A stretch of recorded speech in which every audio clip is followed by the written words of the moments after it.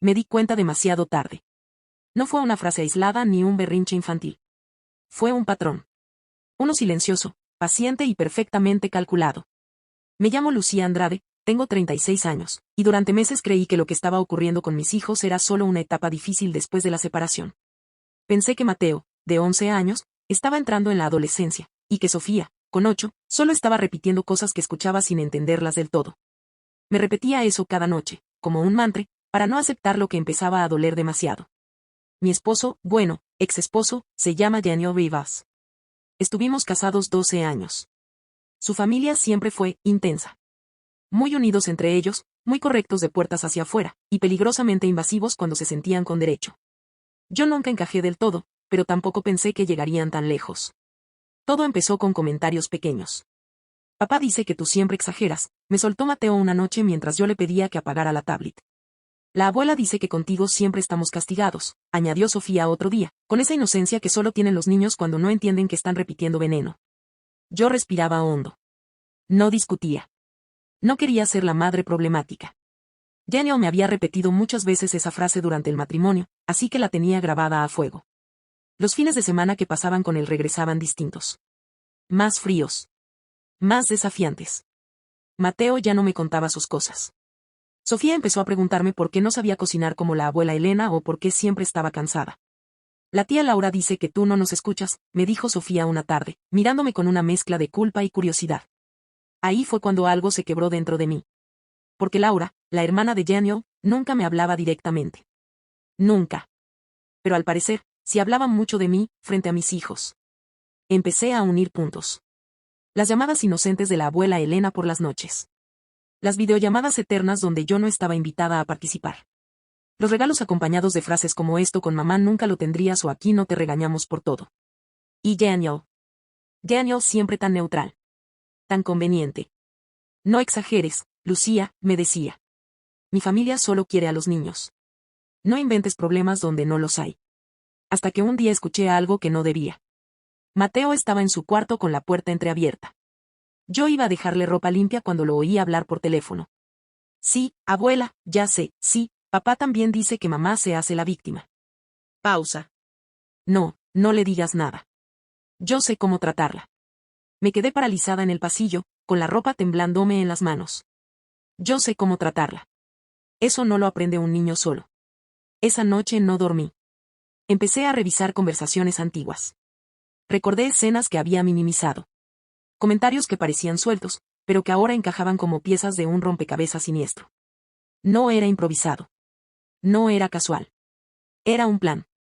Un plan para desacreditarme como madre.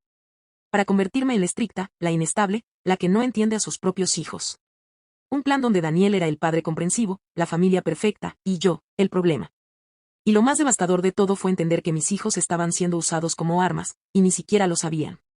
La mañana siguiente, Sofía me preguntó algo que me rompió el corazón en silencio. Mamá, ¿es verdad que tú no querías tenernos y que por eso siempre estás de mal humor? La miré. La abracé. Y supe que ya no podía seguir fingiendo que todo se arreglaría solo. Ese fue el día en que dejé de dudar de mí misma. Y también el día en que decidí que esta historia no terminaría con ellos ganando. Pero todavía no sabía qué tan profundo llegaba todo, ni hasta dónde estaban dispuestos a llegar para sacarme del medio. Eso lo descubriría muy pronto. No lo enfrenté de inmediato. Eso fue lo primero que hice mal, o tal vez lo único que hice bien antes de que todo explotara. Esperé a que los niños se durmieran. Mateo con los audífonos puestos, fingiendo que no escuchaba nada, Sofía abrazada a su oso gris, el mismo que había llevado de casa de su abuela. Cerré la puerta de su cuarto con cuidado, como si el simple gesto pudiera protegerlos de lo que estaba a punto de pasar. Daniel estaba en la cocina, revisando su celular. Siempre con ese gesto relajado que usaba cuando sabía que tenía el control de la situación. Tenemos que hablar, le dije. Ni siquiera levantó la vista. Si es por lo de los niños, ya te dije que exageras. Ahí sentí como algo me subía desde el pecho hasta la garganta. Apreté los dedos contra la encimera para no temblar. No. Esta vez no estoy exagerando, respondí. Quiero que me expliques por qué Mateo le dice a tu madre que sabe cómo tratarme. Por fin alzó la cabeza. Sus ojos se entrecerraron apenas, como si estuviera midiendo cuánto sabía yo realmente. ¿Estuviste espiando conversaciones privadas? Esa fue su primera defensa. No negar. Atacar. Estaba dejando ropa en su cuarto, dije. Lo escuché sin querer. Y no fue lo único. Los comentarios de Sofía. Las frases que repiten. No nacen de la nada, Daniel. Suspiró, exagerado. Dejó el celular boca abajo, como si eso fuera una muestra de buena fe. Lucía, mis hijos son inteligentes. Se dan cuenta solos de las cosas. No necesitas buscar conspiraciones. Mis hijos. No nuestros. ¿Solas? Repetí. ¿También se dieron cuenta solos de que yo me hago la víctima? ¿De que contigo todo es libertad y conmigo solo castigos? ¿O eso también es imaginación mía? Se levantó de la silla. Caminó despacio hacia el fregadero. No me miraba. Mira, si te duele que prefieran estar conmigo, no es culpa mía. Yo no los presiono. No los grito. No les estoy encima todo el tiempo. Ahí estaba. El guión perfecto. ¿Y tu madre? Pregunté. ¿Y Laura? ¿Ellas tampoco influyen? ¿Tampoco opinan de mí frente a los niños? Giró por fin. Su rostro cambió apenas, lo suficiente para que yo lo notara. Mi familia solo dice la verdad. Sentí el golpe como si me hubiera empujado. ¿La verdad de quién? Le dije. Porque jamás me defendiste. Nunca les pediste que pararan. Ni una sola vez. Daniel cruzó los brazos. Porque no hay nada que parar. Si los niños se sienten más cómodos allá, deberías preguntarte por qué. Cada palabra estaba elegida con precisión. No gritaba. No insultaba. Me hacía dudar de mí misma, como tantas veces antes. ¿Esto es lo que quieres? Pregunté en voz baja. ¿Que me vean como la mala? ¿Que desconfíen de mí? Yo quiero lo mejor para ellos, respondió sin titubear. Y si eso significa que tú necesitas trabajar en tus actitudes, no es culpa mía. Ahí entendí algo con una claridad brutal, no iba a admitir nada.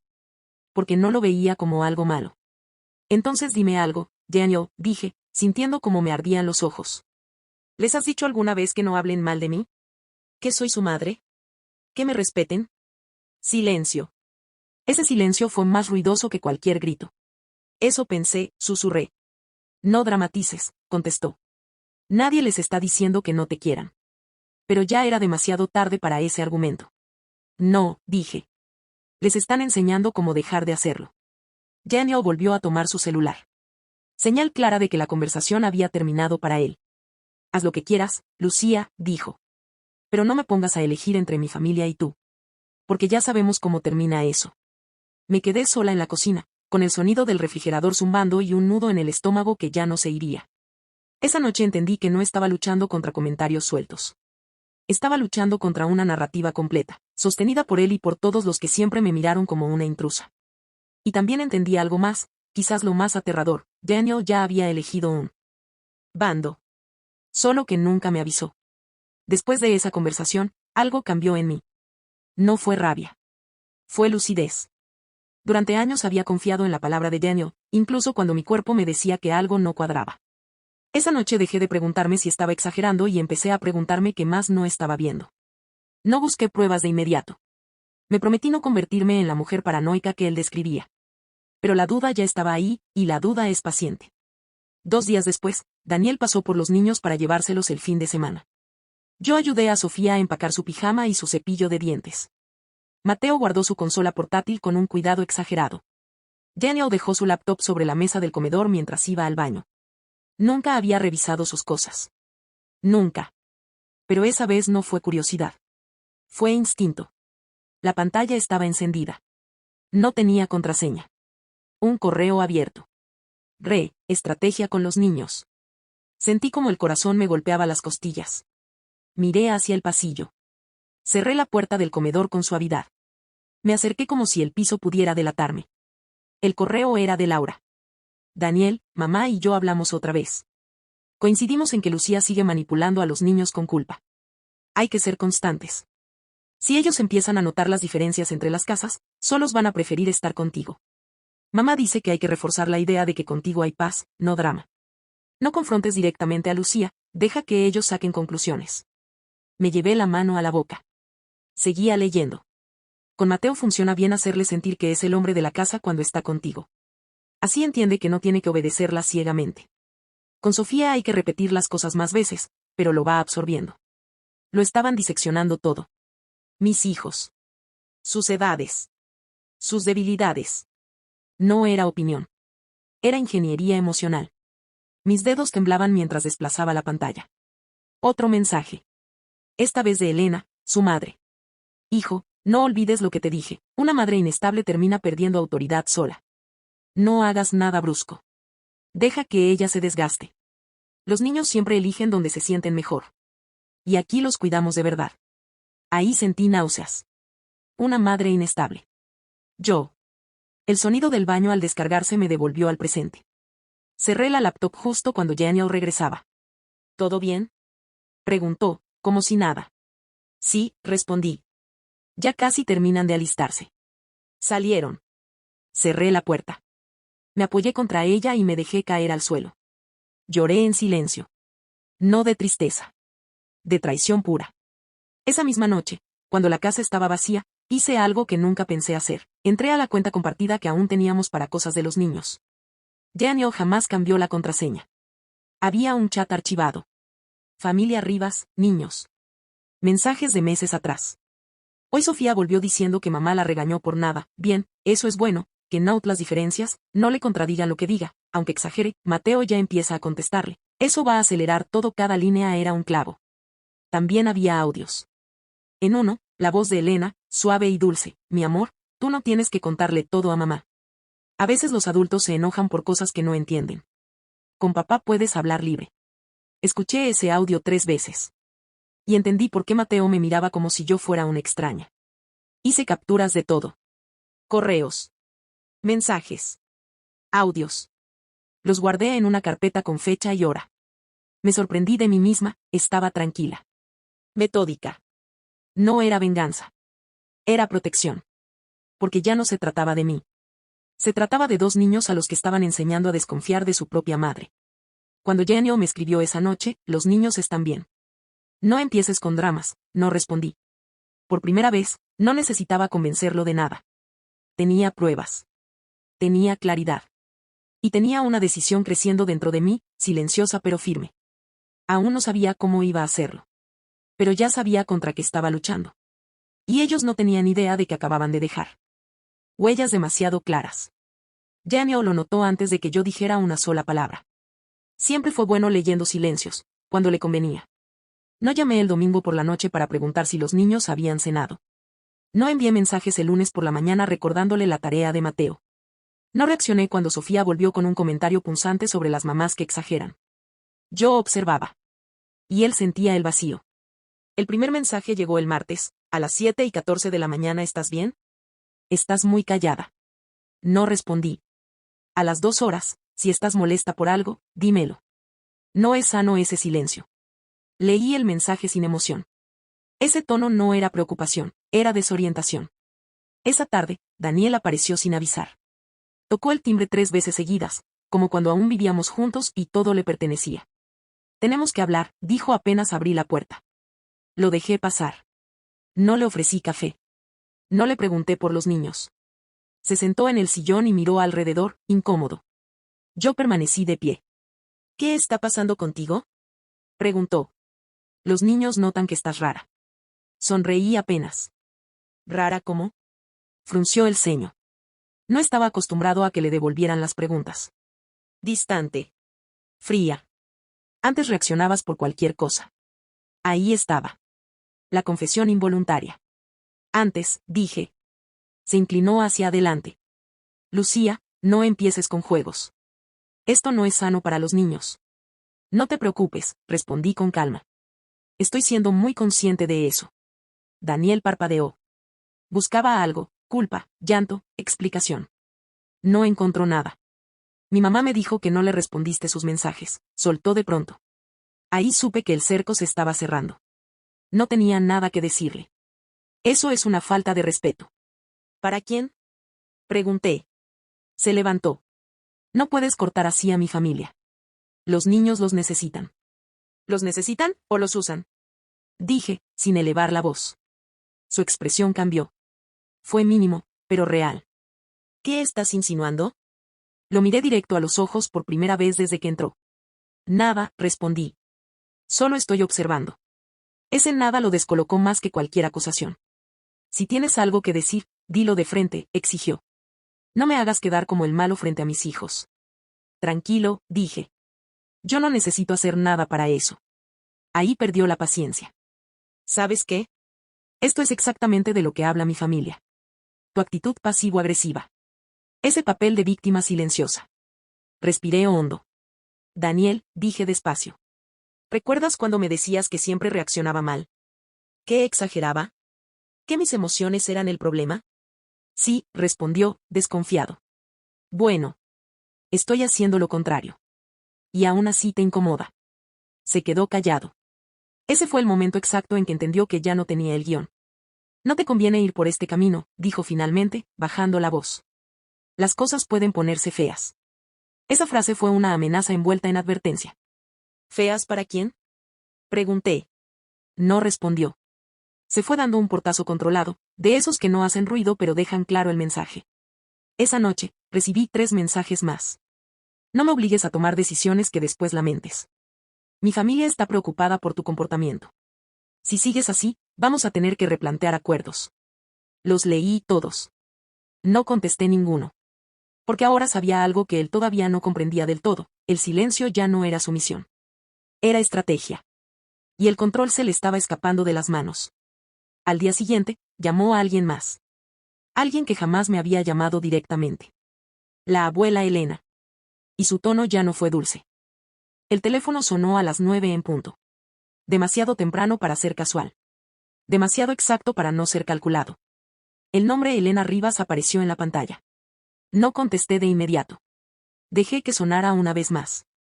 Quería escuchar mi respiración antes de oír la suya. ¿Lucía? Dijo apenas atendí. Por fin. Pensé que ya no contestabas llamadas. Su voz era suave, casi cariñosa. La misma que usaba frente a los demás para parecer una abuela preocupada. Buenos días, Elena. Mira, no voy a andar con rodeos, continuó. Daniel está muy inquieto. Dice que estás distante, que no respondes mensajes, que los niños están confundidos. Confundidos.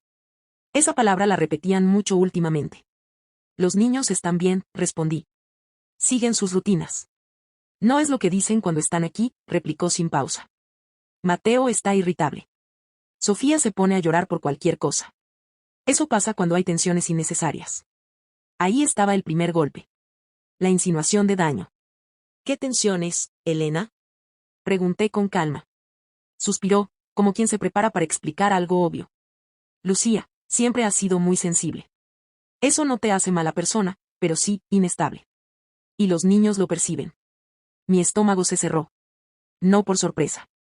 Por confirmación. ¿Y eso te lo dicen ellos? Pregunté. ¿O es tu interpretación? Hubo un segundo de silencio. Luego su tono cambió. Un poco más duro. Mira, hija, yo ya crié a mis hijos. Sé reconocer cuando una madre necesita ayuda, o cuando se está convirtiendo en un problema. Problema. Otra palabra cuidadosamente elegida. No estoy pidiendo ayuda, respondí.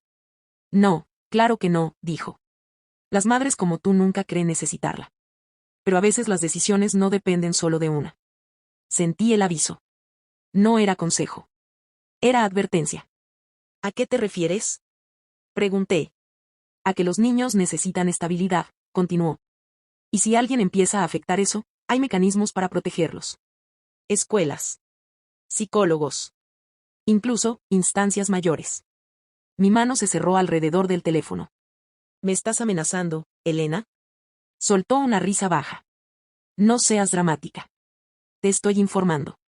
Daniel y yo hemos hablado. No queremos llegar a extremos, pero tampoco vamos a quedarnos de brazos cruzados viendo cómo te aíslas.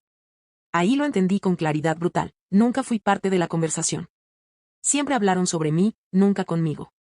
¿Y cuál sería tu solución? Pregunté. Que colabores, respondió. Que seas más flexible. Que no pongas a los niños en contra de su familia. Y que aceptes que quizá Daniel está en mejores condiciones de guiarlos ahora. Ahí ya no temblé. Me tranquilicé. Elena, dije despacio, ¿sabes qué es lo más peligroso de todo esto? ¿Qué cosa? ¿Qué creas que no me he dado cuenta? Su respiración se volvió audible. No sé de qué hablas. Claro que sí, respondí. De las llamadas. De los comentarios. De las cosas que les dicen cuando yo no estoy. De cómo repiten frases que no son suyas. Su tono se enfrió por completo. Ten cuidado, Lucía, dijo. Estás cruzando una línea. No, contesté. Ustedes la cruzaron hace meses. Silencio. Si sigues por este camino, añadió, vas a perder mucho más de lo que crees. Ya lo sé, respondí. Por eso estoy actuando ahora. Colgó sin despedirse. Me quedé mirando el teléfono unos segundos. No estaba temblando. No estaba llorando. Estaba alerta. Porque esa llamada no fue para asustarme. Fue para medir hasta dónde sabía.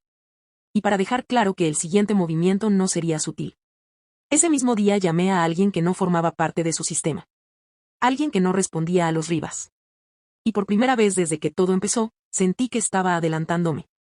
La llamada llegó de la escuela un jueves por la mañana. Número desconocido. Voz institucional. Demasiado correcta. ¿La señora Lucía Andrade? Le hablamos del Colegio San Marcos.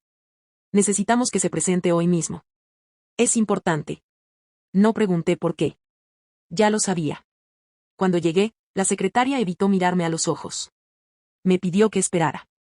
10 minutos después, entré a una sala pequeña donde estaban sentadas la orientadora escolar, la directora, y una mujer que no conocía, con una libreta cerrada sobre las piernas. Gracias por venir, Lucía, dijo la directora. Esto no es una sanción, pero sí una situación delicada. La mujer de la libreta se presentó como trabajadora social. Ahí sentí el primer golpe real. Hemos recibido una preocupación formal, continuó la orientadora, relacionada con el bienestar emocional de Mateo y Sofía. No dije nada. Escuché. Se nos informó que en casa hay episodios de tensión constantes, gritos, castigos desproporcionados, y que los niños muestran ansiedad al regresar contigo. Respiré hondo. ¿Quién hizo esa denuncia? Pregunté. No podemos revelar eso, respondió la trabajadora social. Pero sí decirle que proviene de un entorno familiar cercano y que estamos obligados a evaluar. Entorno familiar cercano. Ni siquiera fingieron. ¿Hablaron con los niños? Pregunté. La orientadora asintió. Mateo dijo que a veces siente que tiene que cuidar a su mamá. Sofía mencionó que mamá se pone triste y se enoja rápido. Cada frase era un eco. Palabras sembradas. Regadas durante meses. ¿Les preguntaron quién les dijo esas cosas? Dije. Silencio. Porque eso no es lenguaje infantil espontáneo, añadí. Es lenguaje aprendido. La directora intercambió una mirada con la trabajadora social. Lucía, intervino, necesitamos tu cooperación. Quizás sería conveniente que los niños pasaran más tiempo con su padre mientras aclaramos esto. Ahí entendí la jugada completa. No era una denuncia para proteger. Era una denuncia para desplazarme. ¿Puedo hablar? Pregunté. Asintieron. Saqué mi carpeta. La había preparado la noche anterior, después de la llamada de Elena. Correos impresos. Transcripciones. Fechas. Horas. Antes de que continúen, dije, necesito que sepan algo. Esto no es una preocupación espontánea. Es una estrategia. Abrí el primer documento. Estos son correos entre el padre de mis hijos y su hermana. Aquí hablan de reforzar la idea de que conmigo hay drama. Dejar que los niños saquen conclusiones. Tengo meses de mensajes. La trabajadora social frunció el ceño. ¿Cómo obtuvo esto? Cuenta compartida, respondí. Legal. Sin hackeos. Mostré el siguiente. Aquí hay audios de la abuela diciéndole a Mateo que no me cuente cosas, que conmigo no se puede hablar libremente. El ambiente cambió. Y aquí, continué, mensajes donde celebran que Mateo empiece a contestarme. Textualmente, eso va a acelerar todo. Nadie habló durante varios segundos. Esta denuncia, dije finalmente, no busca ayudar a mis hijos. Busca justificar algo que llevan meses construyendo. La directora carraspeó. Lucía, esto cambia el contexto. No, respondí. Lo revela. La trabajadora social cerró lentamente su libreta. Necesitaremos revisar todo esto con cuidado, dijo. Y también hablar con el padre. Por supuesto, respondí. Pero quiero que conste que esta es una acusación inducida, no una observación neutral. Salí de la escuela con las piernas temblando, pero la espalda recta. Esa misma tarde, Daniel me llamó. No escribió. Llamó. ¿Qué hiciste? Dijo apenas contesté. La escuela me llamó. Estás exagerando todo. No, Daniel, respondí. Ustedes exageraron. Yo solo documenté. Mi madre está devastada, añadió. Dice que le estás pintando como una manipuladora. Porque lo es. Silencio. Esto no se va a quedar así, dijo finalmente. Estás jugando con fuego. No, contesté. Ustedes lo encendieron. Yo solo dejé de quemarme en silencio. Colgué. Esa noche, Mateo me miró distinto. No mejor. Distinto. Hoy la abuela estaba muy enojada, me dijo. Dijo que la quería separar de nosotros. Me arrodillé frente a él. Mateo, le dije, nadie va a separarte de nadie. Pero hay adultos que no deberían ponerte en medio. No respondió. Pero no se fue. Y eso, en ese momento, fue una grieta mínima, pero real. Porque la maniobra desesperada no los fortaleció. Los expuso. Y por primera vez, el sistema que habían armado empezó a crujir. La denuncia en la escuela fue el último intento de intimidación emocional. Después de eso, entendí algo con una claridad casi fría: si seguía jugando a la defensiva, perdería, aunque tuviera razón. Así que cambié de estrategia. El lunes siguiente no llamé a Daniel. Llamé a una abogada. Se llamaba Mariana Beltrán, especializada en derecho familiar y conflictos de alienación parental. Cuando le conté todo, desde los comentarios inocentes hasta la denuncia escolar, no me interrumpió ni una sola vez. Esto no es un malentendido, dijo al final. Es un patrón. Y lo bueno es que ya está documentado. Esa palabra me dio algo que no sentía desde hacía meses: respaldo. La primera acción fue formal, pero silenciosa. Mariana envió una carta legal a Daniel y a su familia, una advertencia clara sobre la manipulación emocional, el uso indebido de instituciones educativas y la interferencia en el vínculo materno-filial. No era una demanda. Era un aviso. El cambio fue inmediato. Daniel dejó de llamarme para hablar. Empezó a escribir mensajes largos, defensivos, llenos de frases como todo esto es un malentendido y nadie quiso hacerte daño. Su madre, en cambio, desapareció por completo. Ese silencio ya no era poder. Era miedo. La segunda acción fue más delicada: terapia especializada para los niños, con una psicóloga infantil independiente, elegida por sorteo judicial para evitar conflictos de interés. Daniel no pudo negarse sin quedar mal parado. Las primeras sesiones fueron duras. Mateo no hablaba. Sofía decía lo que creía que la adulta quería escuchar. Pero en la tercera semana, la psicóloga pidió hablar conmigo a solas. Lucía, me dijo, hay indicadores claros de discurso inducido. No es grave aún, pero sí sostenido. Lo importante es que tú no reacciones desde el enojo. Por primera vez, alguien con autoridad decía en voz alta lo que yo llevaba meses sintiendo. El informe preliminar fue contundente. No acusaba directamente, pero hablaba de presión emocional externa, conflicto de lealtades, adultos que refuerzan narrativas negativas sobre la madre. Mariana no perdió tiempo. Presentó una solicitud de ajuste de custodia y un régimen de comunicación supervisada para los abuelos, de forma temporal. Ahí fue cuando Daniel cometió el error que terminó de inclinar todo. En la audiencia preliminar, nervioso, cansado, creyendo que aún tenía ventaja, dijo una frase que quedó registrada: yo solo dejé que mi familia ayudara a que los niños vieran cómo es realmente su madre. El silencio en la sala fue absoluto. La jueza levantó la vista. ¿Usted permitió activamente que otros adultos influyeran en la percepción de los niños sobre su madre? Daniel intentó corregirse. Tartamudeó. Miró a su abogada. Ya era tarde. Ese día no se dictó sentencia, pero la balanza cambió de lado. Las semanas siguientes fueron extrañas. Más tranquilas. Más tensas a la vez. Mateo empezó a quedarse más tiempo en casa sin discutir. Una noche me dijo, casi sin mirarme, la abuela nos decía que si te queríamos, te íbamos a hacer daño, porque tú no sabías ser fuerte. No lloré. No discutí. Solo lo abracé. Sofía volvió a pedirme que le leyera antes de dormir. Como antes. Como si algo se estuviera reacomodando por dentro. No gané porque grité más fuerte. No gané porque los expuse públicamente. Gané porque dejé de justificarme. El proceso legal aún no había terminado del todo, pero el mensaje ya estaba claro: mis hijos no eran territorio de nadie. Y yo ya no era la madre silenciosa que podían mover a su antojo. El final aún no estaba escrito, pero por primera vez, yo sostenía la pluma. La resolución llegó un martes por la mañana. No hubo audiencia dramática ni discursos largos. Solo un documento de varias páginas, lenguaje frío, preciso y definitivo. Lo leí sentada en la mesa de la cocina, con una taza de café que se enfrió sin que me diera cuenta. Custodia principal a favor de la madre. Régimen de convivencia con el padre, sujeto a condiciones. Prohibición expresa de interferencia emocional por parte de terceros. Cada línea era un peso que se me quitaba del pecho.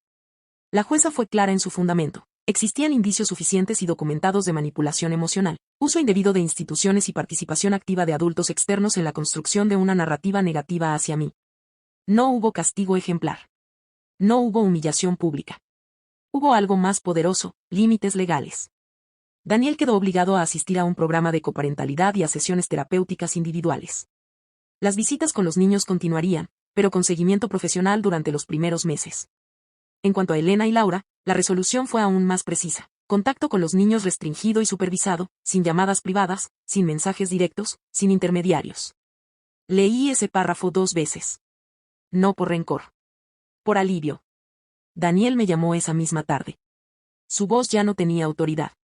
No era necesario llegar tan lejos, dijo. No llegué yo, respondí. Llegaron tus decisiones. No discutió. No se defendió. Solo dijo, supongo que perdí. No, contesté. Perdieron los niños cuando los pusiste en medio. Colgamos en silencio. No hubo cierre emocional entre nosotros. Y por primera vez, no lo necesité. Esa noche, me senté en la cama de Sofía mientras acomodaba sus muñecas. ¿Vamos a seguir viniendo a casa siempre?, preguntó. Sí, respondí. Esta es tu casa. Mateo apareció en la puerta. ¿Ya no tenemos que elegir?, dijo, sin rodeos. Me acerqué a él. Nunca tuvieron que hacerlo, le dije. Eso no era justo. Asintió. No sonrió. Pero se quedó. Con el tiempo, las cosas se acomodaron sin ruido. Los comentarios cesaron. Las llamadas dejaron de existir. La familia Rivas se replegó, herida en su orgullo, pero limitada por algo que no podían manipular, un documento firmado. Yo no celebré. No brindé. No publiqué nada. Seguí haciendo desayunos, revisando tareas, leyendo cuentos. Eso fue mi victoria. Aprendí que proteger no siempre es abrazar fuerte. A veces es poner un límite que no se negocia. Hoy, cuando miro atrás, no me veo como una víctima que resistió. Me veo como una madre que despertó a tiempo. Y eso lo cambió todo.